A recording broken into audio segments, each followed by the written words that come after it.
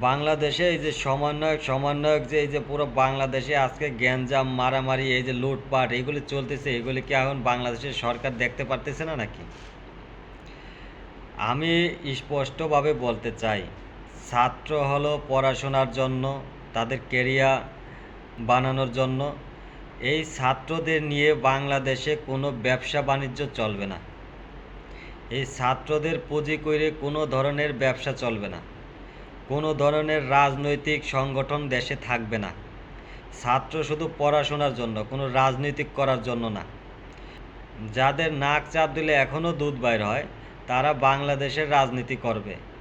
রাজনীতি করা এত সহজ জিনিস না যে চাইলেই রাজনীতি করব আমি।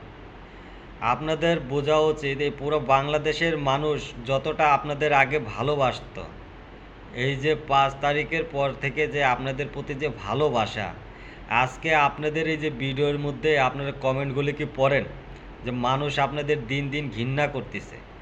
আপনারা বন্যার যে ত্রাণের যে টাকাগুলি, সেগুলির কোনো হিসাব দিতে পারতেছেন না।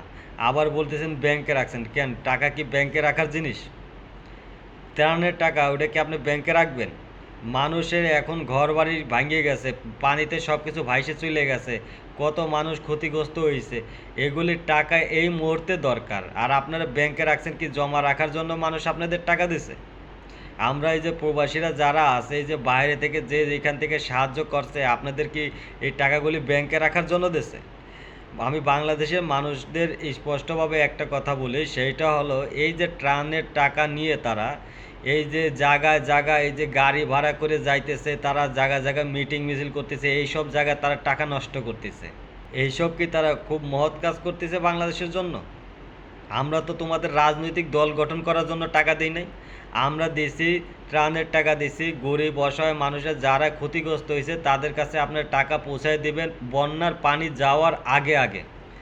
আপনারা যদি এখনও ওই টাকা ব্যাংকে রেখে দেন, তাহলে আপনাদের কাছে আমরা টাকা কিসের জন্য দিলাম?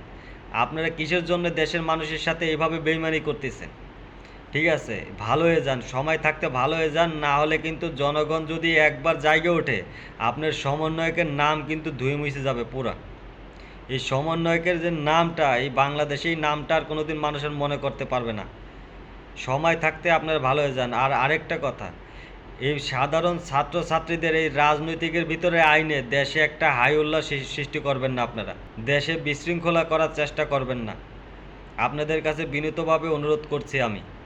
সবাই ভালো থাকবেন, ভিডিওটা বেশি বেশি শেয়ার করবেন, সবার কাছে পৌঁছায় দেবেন। ধন্যবাদ।